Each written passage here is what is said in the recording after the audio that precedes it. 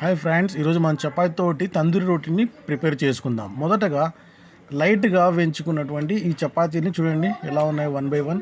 ఆ తర్వాత ఇలాంటి డీమార్ట్లో దొరుకుతుంది, తెచ్చుకోండి. వాటిని ప్యాన్ మీద పెట్టి బాగా హీట్ చేయండి.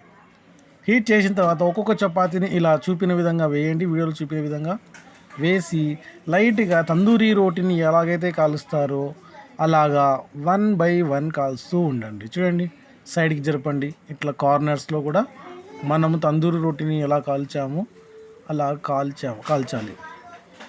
ఆ తర్వాత ఇలా తిప్పి బ్యాక్ సైడ్ కూడా చపాతీ బ్యాక్ సైడ్ కూడా ఇలాగా కాల్చాలి. సో ఇలా కాల్చడం వల్ల మనకు చపాతీతోనే మన ఇంట్లోనే వెరీ హైజీనిక్గా తందూరి రోటీని ప్రిపేర్ చేసుకోవచ్చు. దీనిలో ఎలాంటి మైదా కూడా ఉండదు. ఇది ప్యూర్ గోధుమ పిండితో చేసిన చపాతీ విత్ తందూరి చేశాను. చూసారా, ట్రయాంగిల్ చపాతీ చేశారు. వాటిని ఇలాగా కాల్చుకోవాలి. చూడండి ఎంత టేస్టీగా ఉంటుంది, ఎంత కరకరలాడుతుంది, చాలా టేస్టీగా ఉంటుంది. ఇలాగా అటు ఇటు మనం ఇంట్లో చేసుకున్న చపాతీని తందూరి రొట్టెలాగా కాల్చుకోవాలి. మీకు వీలైతే ఇంకొంచెం బటర్ ఉంటే ఇంట్లో దానిపైన బటర్ కూడా పోయండి. ఇంకా చాలా